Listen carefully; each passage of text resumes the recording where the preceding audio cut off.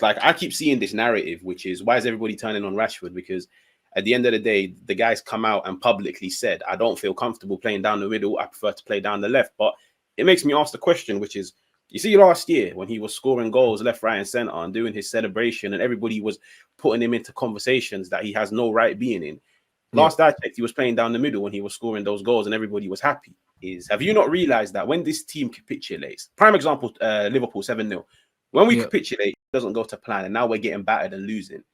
Don't you feel like the team abandoned all basics of football? Because, there was a period against Tottenham where I was seeing Bruno and Eriksen attempt 60-yard passes back to back. And I was like, brother, like just keep it ticking. Yeah, but the reason why they abandon basics is because most of them don't have them. They panic. That's what it is. Yeah, but they just don't have the basics. Like the basic fundamentals of football, most of these players don't have them. Wan-Bissaka doesn't have that. So as soon as he's under pressure, it's gone. You know, them ones there, like Bruno ain't got basic fundamentals for me. Like he only knows how to play one way. Just get the ball, direct launcher, bruv. You know, like that. That's it. Do you know what I mean? With Mason Mount's actually technically more well-rounded than Bruno. But it's one of them ones where, again, like, he's not a big player, bro. He's not a Man United player, bro. Like, he wasn't even good enough to be at Chelsea. He's a mid-table midfielder. Like, he could go somewhere, do well somewhere like West Ham or something like that. He's not a top player. I don't know how he's managed to, like, his CV at the end of his career is going to look way better than he is. Do you know what I'm saying? Like, he's just not that level of player.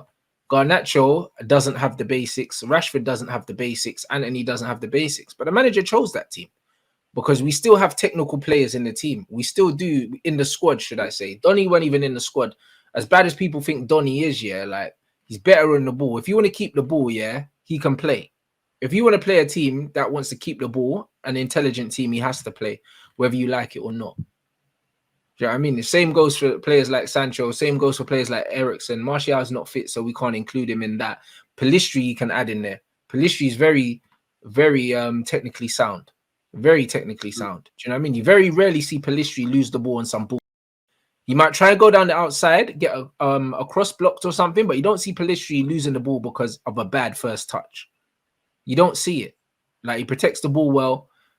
And he's very fundamentally sound, unlike Garnacho. But he's behind Garnacho in the pecking order because the style of football the manager wants to play suits these head-down runners like Rashford and all these other guys. Like, Rashford just signed a deal for 300 and something thousand. No one's talking about it. Everyone should be talking about it because he's been our worst player for a long time, like, in attacking areas, but he scores goals. Listen to what I'm saying. He scores goals. But when you look at his overall contribution to the team, he was the guy, remember, under Ralph, people were saying sell him. He was walking with his head down. He wasn't playing. And he still does that now. He doesn't track his man ever. Do you know what I mean? Never runs back, walking all over the place. This is the guy that they wanted to give the captain's armband, some people. This is the guy that they were saying, this is the poster boy of Manchester United right now. He's walking around the pitch, bro. Like, he's not interested, bro. He's not interested at all because he's immune to criticism. And also, he's immune to any sort of punishment. Like, he's never going to get dropped. He knows that. Do you know what I'm saying? He got big money from the club. He knows that he'll be at Man United for as long as he wants to be there. So there's no pressure on him. He's got no competition. If he's fit, he starts. So he's playing. He's playing like it doesn't matter what he does. He knows he's going to play, bro. Do you know what I mean? Like, there's always been competition for places at this club my whole life. Bro, Man United will never get back here anywhere near where they were with this current setup. Not with these players, not with this manager, bro. Because some tough decisions need to be made. And I don't believe the manager's going to make them. Nah, that's spot on. That's actually spot on. Like, with Rashford, it's like it's very similar to me to, like, I'm not comparing them in terms of quality, but like in terms of situation, it's very similar to like PSG and Mbappé, where I feel like the club are so desperate for the player to stay and to build around him. Now, fair enough, with Mbappé, it makes sense. Like, he's a quality player. Yeah, Man United are desperate, bending fully over for Rashford. A Rashford that's shown that the goals come in purple patches. For sure. This is a guy that, as of now, has bagged 3 goals in the last 19 games, including the ending of last season.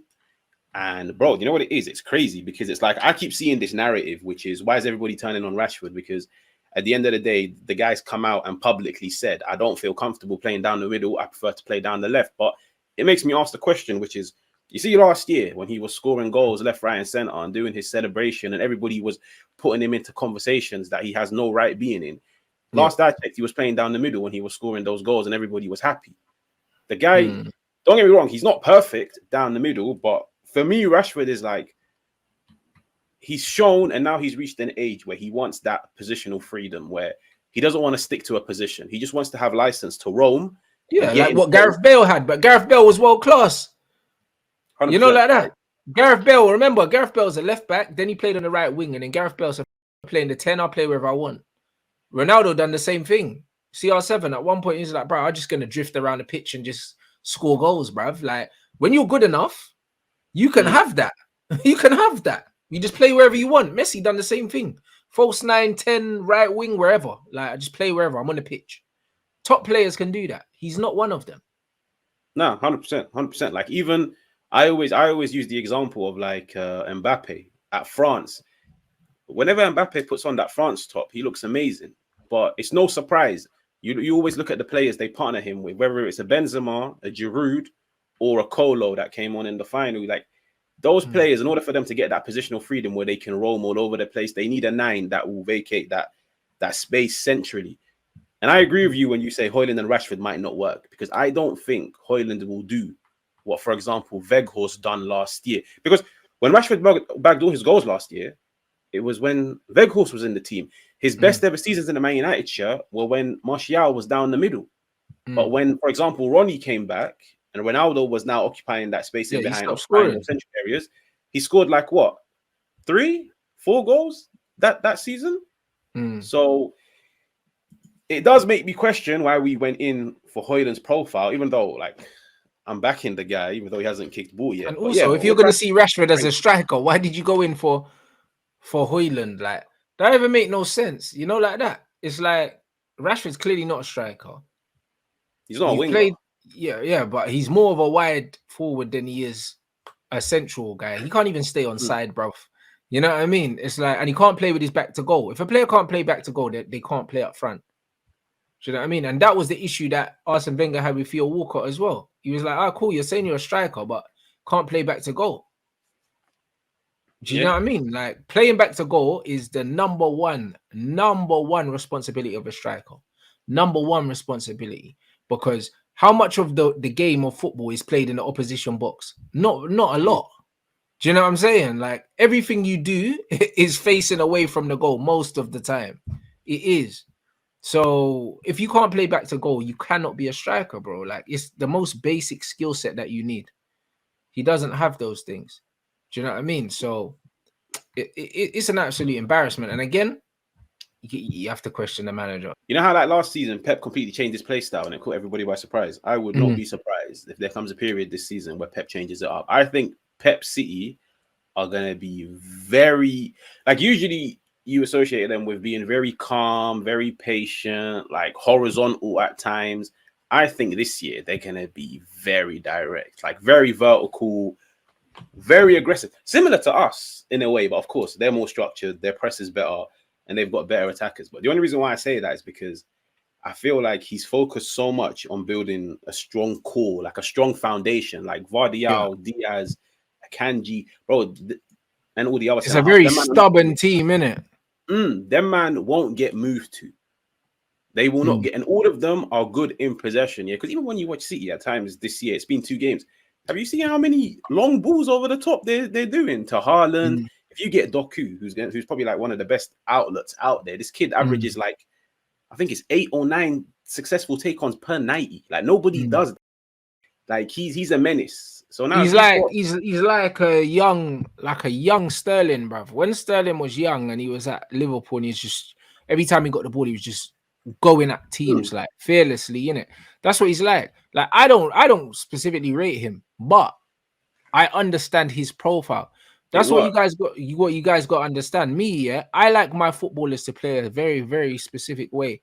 However, I understand the value in having players that do something different, because you can't have 11 players that play the same way. You can't. You always need a plan B. Like I criticize a lot of managers for not having a plan B.